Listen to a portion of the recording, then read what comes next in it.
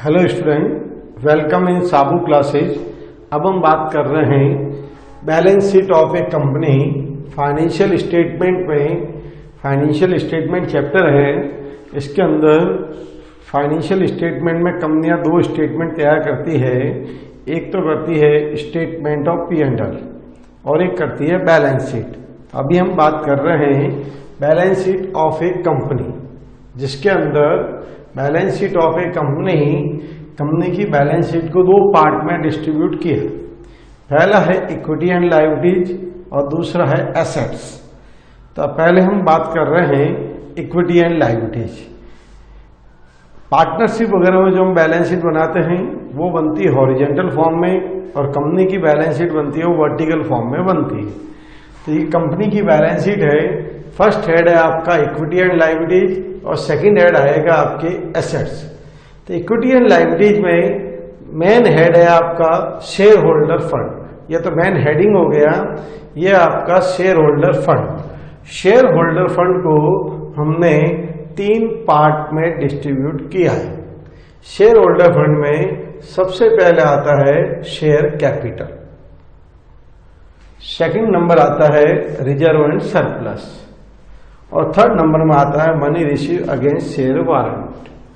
अब इसमें share capital में जो है सबसे पहले ऑथराइज कैपिटल। ये आपको शेयर कैपिटल में बताया था हम कि ऑथराइज कैपिटल कंपनी जब स्टार्ट होती है उस समय यह तय कर लेती है कि हमें हमारी लाइफ में हमें मैक्सिमम अमाउंट कितना चाहिए, वो कहलाता है ऑथराइज कैपिटल। ऑथराइज कैपिटल में से ही कुछ शेयर हमने पब्लिक में इश्यू किए हैं, वो हो जाती है इश्यूड कैपिटल। ऑथराइज कैपिटल का एक पार्ट होता है issued capital. Authorize capital and issued capital हमारी ग्रांड टोटल में नहीं आती है। सब्सक्राइब कैपिटल के जो शेयर आपने इश्यू किए उसमें से पब्लिक ने कितने शेयर टेक ओवर किए, सब्सक्राइब कितना हुआ है। अगर ओवर होता है तो कंपनी रिफंड करती है, एडजस्ट करती है। और अलॉटमेंट में इश्यू से ज़्यादा इश्यू से ज़्यादा अगर सब्सक्राइब हुआ है तो एक्सेस अमाउंट को या तो कंपनी रिफंड करती है या फिर अलॉटमेंट में यूज लेती है। तो सब्सक्राइब कैपिटल में से लेस करते हैं हम calls in arrear. Calls in arrear का मतलब है कि कंपनी ने अमाउंट की डिमांड की है पर कंपनी को अभी तक कुछ शेयर होल्डर ने पैसा नहीं दिया है, और कुछ शेयर होल्डर अगर पैसा नहीं देते हैं तो उसको हम बोलते हैं कॉल्स इन एरियर। और ऐड करते हैं शेयर फॉरफिटेड। शेयर फॉरफिटेड वो होते हैं जो लोग कंपनी को टाइम पर पेमेंट नहीं करते हैं, जिन पर कॉल्स इन एरियर रह जाती है और वो पेमेंट नहीं करते तो कंपनी उनको नोटिस देकर उनके शेयर फॉरफिट कर लेती है। तो शेयर फॉरफिटेड का अमाउंट यहाँ पर ऐड किया जाता है। तो हम जो आउटर कॉलम में दिखाते हैं वो सब्सक्राइब कैपिटल में से लेस होता है कॉल्स इन एरियर और ऐड होता है शेयर फॉरफिटेड। अब सेकंड नंबर में आते हैं रिजर्व एंड सरप्लस। तो मेन हेड तो है शेयर होल्डर फंड और सब हेड हुआ रिजर्व एंड सरप्लस। ये सारे कंपनी के प्रॉफिट्स हैं। यहाँ तक जो है वो सारे प्रॉफिट्स हैं, और यहाँ से जो स्टार्ट हो रहे हैं वो सारे कंपनी के लॉसेज हैं। सबसे पहले सिक्योरिटी प्रीमियम रिजर्व। कंपनी जब शेयर इश्यू करती है, अगर प्रीमियम पर इश्यू कर रही है तो जो प्रीमियम अमाउंट आता है वो सिक्योरिटी प्रीमियम रिजर्व के नाम से हम दिखाते हैं, और सिक्योरिटी प्रीमियम रिजर्व क्रेडिट होता है। फिर एक कैपिटल रिजर्व। शेयर फॉरफिट होने के बाद में उनको रीइश्यू किया जाता है, और रीइश्यू के बाद जो बैलेंस बचता है वो अमाउंट हम ट्रांसफर करते हैं, वो होता है capital reserve. General reserve, company जो एवरी ईयर प्रॉफिट अर्न करती है उसका एक फिक्स परसेंटेज अपने जनरल रिजर्व में डालती है, वो कहलाता है जनरल रिजर्व। फिर है statement of P&L। Statement of P&L कंपनियां क्या बनाती है, प्रॉफिट एंड लॉस, जिसका नाम है statement of P&L। Statement of P&L में हमारा बैलेंस कितना बड़ा है, क्रेडिट बैलेंस होना चाहिए, वो credit balance statement of P&L आया। डिबेंचर रिडम्पशन रिजर्व, डिबेंचर को रिडीम करते उस समय बनता है डिबेंचर रिडम्पशन रिजर्व, और एक नाम लिया हमने अदर रिजर्व। ये नाम हमारे काम आता है रिजर्व एंड सरप्लस में। अब लॉसेज में है discount on issue of debenture. Share तो आपके एट पार और एट प्रीमियम पे इश्यू होते हैं, पर डिबेंचर जो है वो एट पार भी होते हैं एट प्रीमियम भी होते हैं और एट डिस्काउंट भी होते हैं। तो discount on issue of debenture, फिर आया प्रिलिमिनरी एक्सपेंसेस, जो कंपनी को स्टार्टिंग के टाइम में जो खर्चा होता है जो प्रमोटर के द्वारा किया जाता है उसको हम बोलते हैं प्रिलिमिनरी एक्सपेंसेस। फिर आया under writing commission. Under writing commission के अंडर राइटिंग कमीशन कि जो कंपनी अपने शेयर्स वगैरह इश्यू करती है, शेयर्स एंड डिबेंचर, तो उसके लिए कंपनी अंडर राइटर को अपॉइंट करती है और अंडर राइटर वो शेयर और डिबेंचर बेचने का काम करते हैं, उसके बदले में कंपनी उनको क्या देती है, कमीशन, जिसको बोलते हैं अंडर राइटिंग कमीशन। फिर आया शेयर इश्यू एक्सपेंसेस। कंपनी जब शेयर इश्यू करती है पब्लिक में तो कंपनी को क्या करना पड़ता है कि कुछ एक्सपेंसेस करने होते हैं स्टार्टिंग टाइम में, शेयर इश्यू के टाइम, उनका हम बोलते हैं शेयर इश्यू एक्सपेंसेस। फिर है आपका स्टेटमेंट ऑफ P&L, ऊपर भी आया हुआ है नीचे भी है। अगर लॉस होगा तो क्लियर दिया हुआ होगा डेबिट बैलेंस, कुछ भी नहीं लिखा हुआ है तो हम ये मानेंगे वो क्रेडिट बैलेंस है। तो ये जो हमने 5 नाम बोले, discount on issue of debenture, preliminary expenses, under writing commission, share issue expenses और स्टेटमेंट ऑफ P&L डेबिट, ये सारे लॉसेज है। इन लॉसेज को कंपनी आने वाले टाइम में जब भी कंपनी के पास रिजर्व एंड सरप्लस पावरफुल होता है उस समय कंपनी इनको क्या करती है, धीरे धीरे राइट ऑफ करती है। और जब तक राइट ऑफ नहीं होता है तो इनको नेगेटिव बैलेंस के रूप में, रिजर्व एंड सरप्लस में नेगेटिव बैलेंस के रूप में दिखाया जाता है। फिर आपके money receive against share warrant, कि कंपनी को पैसा तो मिल गया है पर अभी तक शेयर्स के सर्टिफिकेट वगैरह इश्यू नहीं हुए हैं, money receive against share warrant. अब हम सेकंड हेड की बात कर रहे हैं, नॉन करंट लायबिलिटीज। पहले हमने किया था share holder fund. Share holder fund में हमारे पास आया था कि share capital, reserve and surplus, और आया था हमारे पास money receive against share warrant. इसके बाद में है share application money pending allotment, वो हमारे बहुत कम काम आता है इसलिए हमने उसकी बात नहीं की। अब आ रहा है non current liabilities. Non current liabilities वो हो गई जिसका पेमेंट आपको आफ्टर 12 मंथ, मतलब आपको जो पेमेंट करना है वो आफ्टर 12 मंथ पेमेंट करना है, वो नॉन करंट लायबिलिटीज में आपका कहलाता है। मतलब जिसकी लाइफ 1 ईयर से अबाउ है वो नॉन करंट लायबिलिटीज कहलाती है। तो नॉन करंट लायबिलिटीज में हमने 3 हेड लिए हैं, 3 सब हेड लिए हैं। एक है लॉन्ग टर्म बोरोइंग, एक है डेफर्ड टैक्स लायबिलिटीज और एक है लॉन्ग टर्म प्रोविजन। हेड तो हो गया नॉन करंट लायबिलिटीज, सब हेड में क्या आया, long term borrowing, deferred tax liabilities and long term provision. अब सबसे पहले long term borrowing. Non current liabilities में मैक्सिमम काम आने वाला है वो लॉन्ग टर्म बोरोइंग है। लॉन्ग टर्म बोरोइंग में हमने क्या लिया, डिवेंचर्स। डिवेंचर्स जो आएगा हमारे इश्यू ऑफ शेयर चैप्टर में, इश्यू ऑफ डिवेंचर है। डिवेंचर जिस पर कंपनी को इंटरेस्ट पे करना पड़ता है। बैंक लोन, बैंक से लोन लिया हुआ है और रीपेमेंट अगले 3 साल, 4 साल, 5 साल, 5 year, 3 year, 4 year, 5 year, 10 year में पे करना है। तो बैंक लोन, ये सब लॉन्ग टर्म बोरोइंग में आ गया। फिर आया आपका डेफर्ड टैक्स लायबिलिटीज और एक आएगा deferred tax asset. Deferred tax liabilities आता है तो उसे नॉन करंट लायबिलिटीज में डाला जाएगा और डेफर्ड टैक्स एसेट आया तो उसे हम नॉन करंट एसेट में डालेंगे। फिर है long term provision. Long term provision में आया प्रोविजन फॉर एम्प्लॉय बेनिफिट और other provision for warranties. Provision for employ benefit और अदर प्रोविजन फॉर वारंटीज के एम्प्लॉय बेनिफिट के लिए कोई प्रोविजन किया हो और कोई वारंटीज वगैरह के लिए प्रोविजन किया हो तो वो लॉन्ग टर्म प्रोविजन आते हैं। तो नॉन करंट लायबिलिटीज जिसका रीपेमेंट जो करना है वो आफ्टर 12 मंथ उसके हिसाब से हम बनाते हैं। तो उसके अंदर आया आपके long term borrowing, deferred tax liabilities and long term provision. अब हम बैलेंस शीट में कर रहे हैं current liabilities. Equity and liabilities first heading था हमारा, उसमें हमने सबसे पहले लिया नंबर 1 शेयर होल्डर फंड, फिर हमने लिया नॉन करंट लायबिलिटीज और अब हम ले रहे हैं करंट लायबिलिटीज। करंट लायबिलिटीज वो हो गई जिसको हमें विद इन 12 मंथ यानी कि 1 डे टू 12 मंथ के अंदर हमें पेमेंट करना है, repayable with in 12 month. Short term period है वो करंट लायबिलिटीज के लिए है और लॉन्ग टर्म पीरियड है वो नॉन करंट लायबिलिटीज के लिए है। करंट लायबिलिटीज में सबसे पहले आया आपका short term borrowing. Short term borrowing में कि भाई लोन हमारे लिए हुए हैं पर उनको हमें रीपेमेंट करना है 12 मंथ, विद इन 12 मंथ के अंदर अंदर पेमेंट करना है, वो शॉर्ट टर्म बोरोइंग कहलाता है, जिसमें आता है loan repayable on demand. Loan repayable on demand के लोन लिया हुआ है और उसको हमें जब भी पब्लिक की डिमांड मतलब पब्लिक वापस रीपेमेंट मांगेगी तो हमें करना है, तो वो लोन रीपेबल ऑन डिमांड हो गया। डिपॉजिट, पब्लिक का पैसा हमारे पास पड़ा है डिपॉजिट के रूप में, और अदर लोन एंड एडवांसेज ये सब जो है वो विद इन 12 मंथ में पे करने हैं, वो हमारा लॉन्ग टर्म बोरोइंग कहलाता है। नेक्स्ट आया आपका ट्रेड पेबल। ट्रेड पेबल में आया आपका सन्डी क्रेडिटर्स और बिल्स पेबल। सन्डी क्रेडिटर्स जिनसे हम गुड्स परचेज ऑन क्रेडिट करते हैं उससे क्रिएट होते हैं सन्डी क्रेडिटर, और बिल्स पेबल भी गुड्स परचेज ऑन क्रेडिट से क्रिएट होते हैं।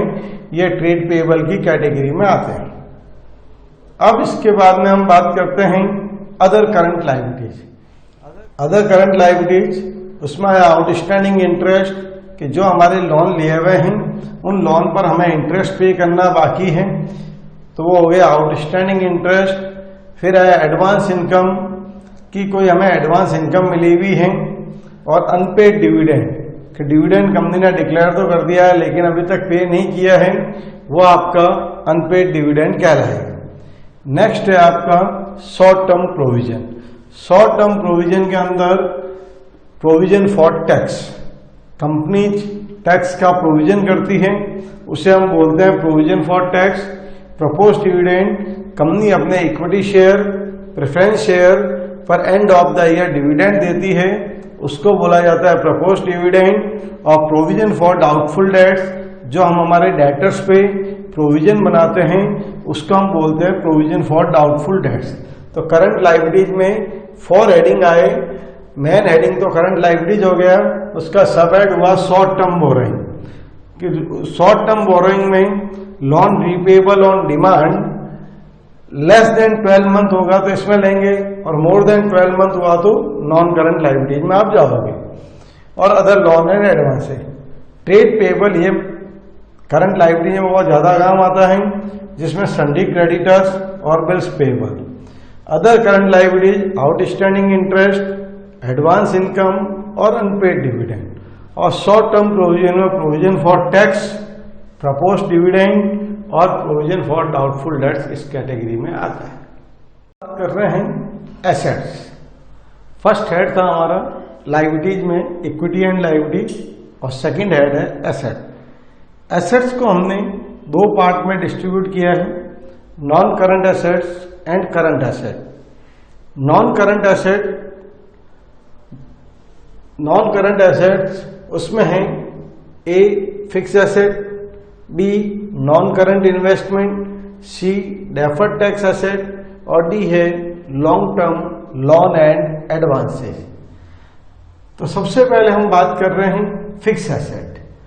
Fix asset actually non current asset आपका मैन हेड हो गया, और फिक्स एसेट और साथ में जो नाम लेंगे वो सब हेड की कैटेगरी में आते हैं।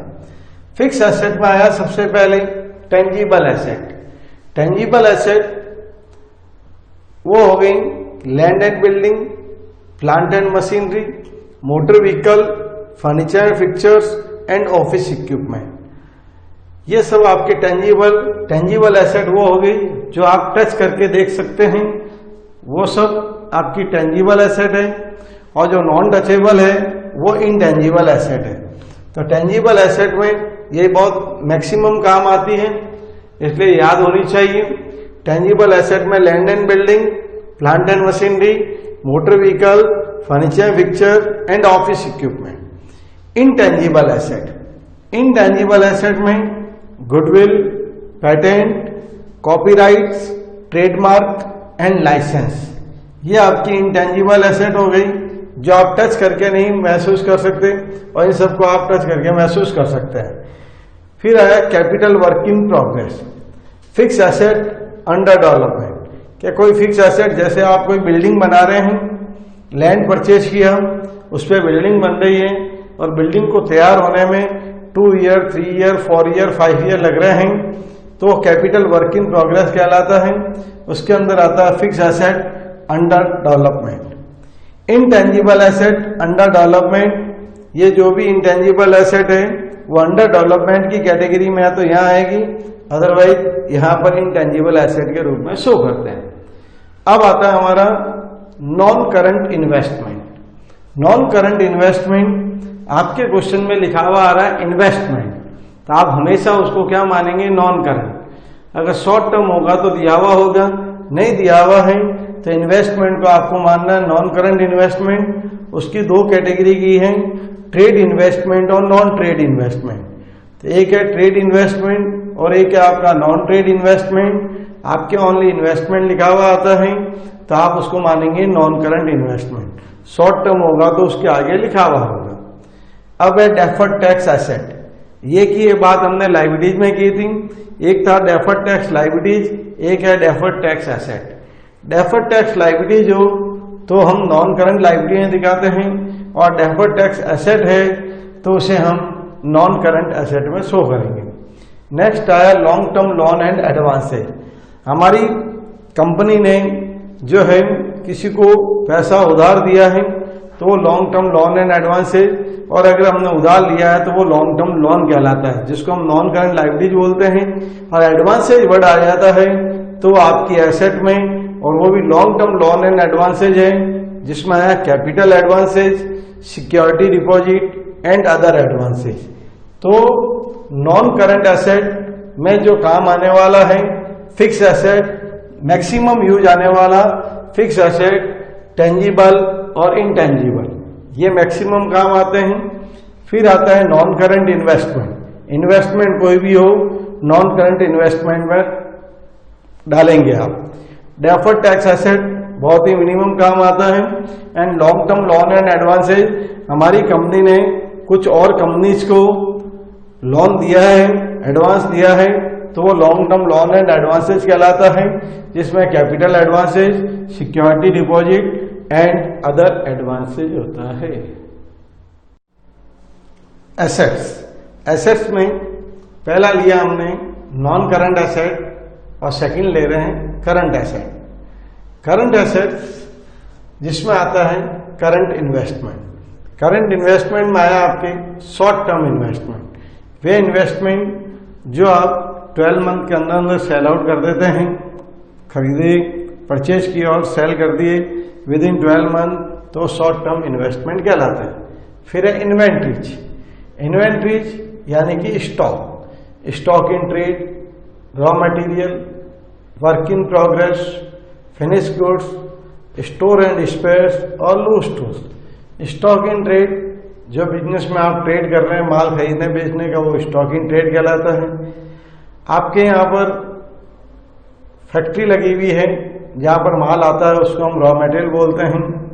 वर्क इन प्रोग्रेस, वो माल तैयार होने की प्रोग्रेस में चल रहा है, वो तैयारी work in progress.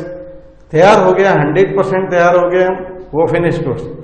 Work in progress में भले 20% माल तैयार हुआ है तो भी वर्क इन प्रोग्रेस है, 80% तैयार हुआ है तो भी वर्क इन प्रोग्रेस है, और 100% तैयार होते हैं वो किस में चला जाता है, फिनिश गुड्स।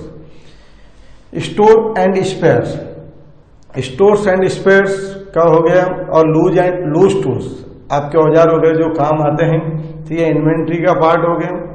ट्रेड रिसीवेबल, उसमें था ट्रेड पेएबल, इसमें है ट्रेड रिसीवेबल। ट्रेड रिसीवेबल में क्या है, Sunny debtors and bills receivable. Trade payable में क्या था आपके, सनी क्रेडिटर और बिल्स पेएबल। फिर एक cash and cash equivalent.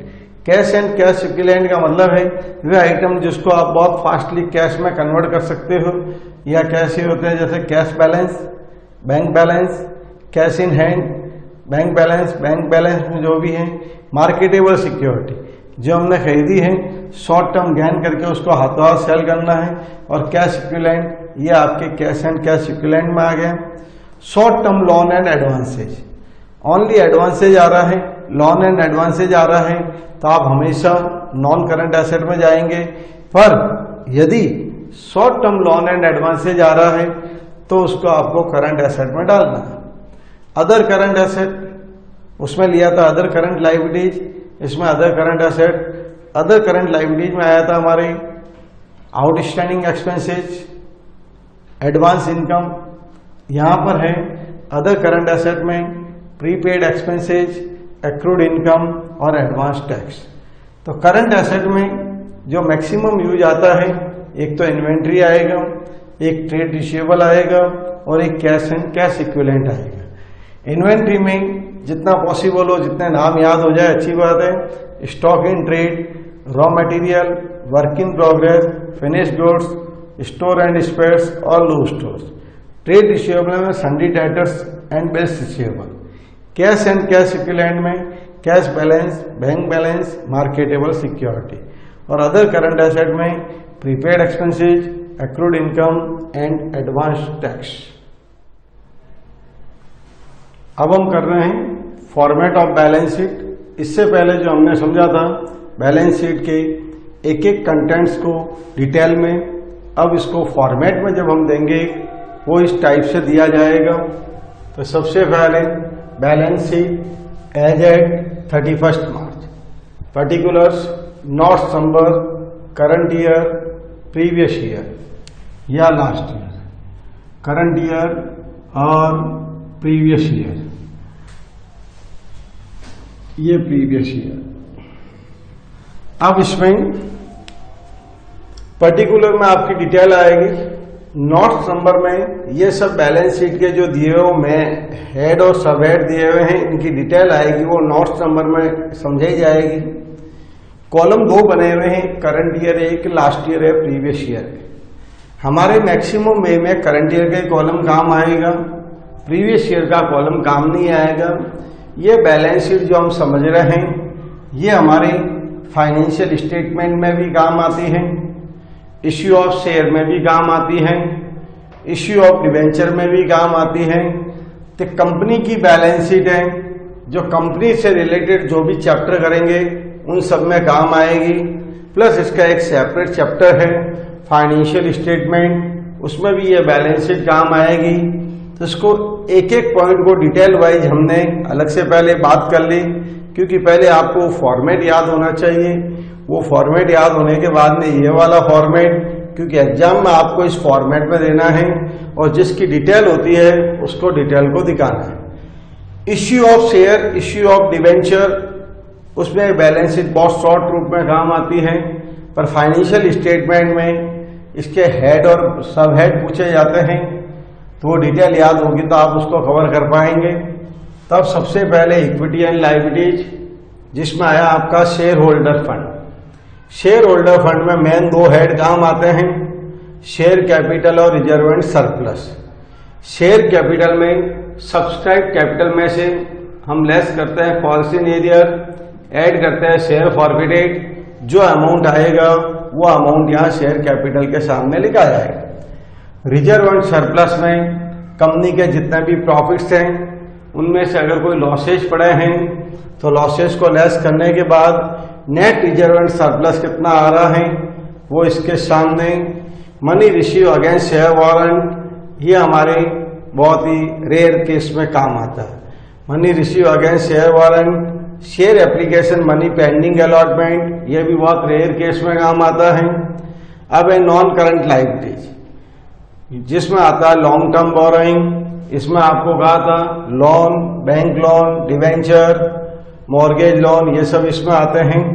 Deferred tax liabilities और डेफर्ड टैक्स एसेट 2 वर्ड है, इधर डेफर्ड टैक्स लायबिलिटीज है, इधर डेफर्ड टैक्स एसेट आएगा। लायबिलिटीज कह रहा है तो नॉन करंट लायबिलिटीज दिखाओगे, एसेट कह रहा है तो नॉन करंट एसेट में दिखाओगे। फिर आता अदर लॉन्ग टर्म लायबिलिटीज, और कोई लॉन्ग टर्म लायबिलिटीज है तो वो आ जाएगी। फिर है आपका long term provision, long term के लिए अगर कोई आपका प्रोविजन किया हुआ है तो लॉन्ग टर्म प्रोविजन आ जाएगा। उसके बाद में आता है 4th हेड है करंट लायबिलिटीज। तो मेन हेड पहला हुआ शेयर होल्डर फंड, सेकंड जो काम आता है वो नॉन करंट लायबिलिटीज, थर्ड काम आता है वो है current liabilities. Share application money pending allotment बहुत ही रेयर केस में काम आता है, इसलिए इसको मैंने काउंट नहीं किया है। करंट लायबिलिटीज में आया short term borrowing. Short term borrowing में वो लोन हो गए जिसको हमें 12 मंथ के अंदर अंदर हमें पे करने हैं। फिर आया ट्रेड पेबल। ट्रेड पेबल में आपको बताया था क्रेडिटर्स और bills payable. Other current liabilities और शॉर्ट टर्म प्रोविजन।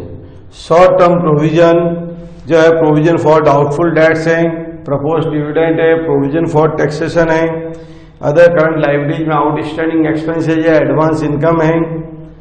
अब इधर आए हम एसेट। एसेट्स में सबसे पहले आया नॉन करंट एसेट।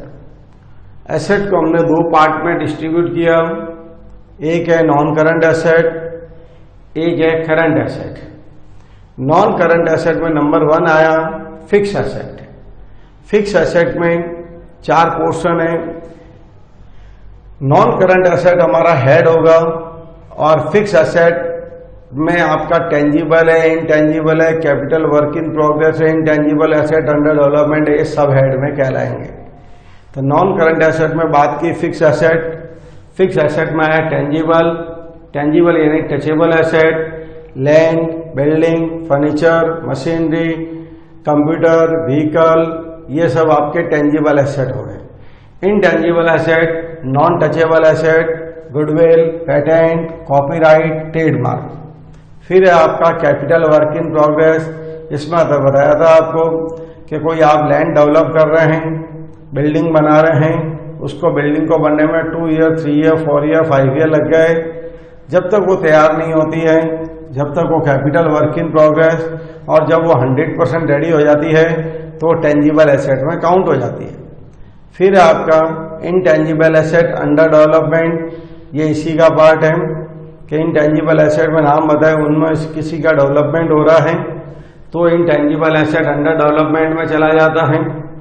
फिर आया नॉन करंट इन्वेस्टमेंट। इसमें आपको बताया था ट्रेड इन्वेस्टमेंट और नॉन ट्रेड इन्वेस्टमेंट। अगर आपके क्वेश्चन में इन्वेस्टमेंट लिखा हुआ आ रहा है तो हमेशा हम नॉन करंट इन्वेस्टमेंट मानेंगे। फिर आया डेफर्ड टैक्स एसेट। तो डेफर्ड टैक्स एसेट नेट। तो डेफर्ड टैक्स एसेट और डेफर्ड टैक्स लायबिलिटीज।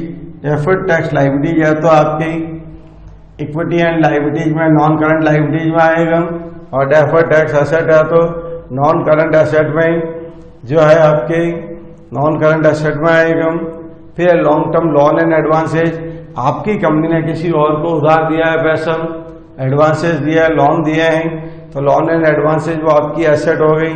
और अदर नॉन करंट इन्वेस्टमेंट, और कोई नॉन करंट एसेट कोई है तो इसके अंदर आ जाएगी। ये सब आपकी नॉन करंट एसेट हुई। अब है करंट एसेट। करंट एसेट में आए करंट इन्वेस्टमेंट इसमें, और ये है नॉन करंट इन्वेस्टमेंट।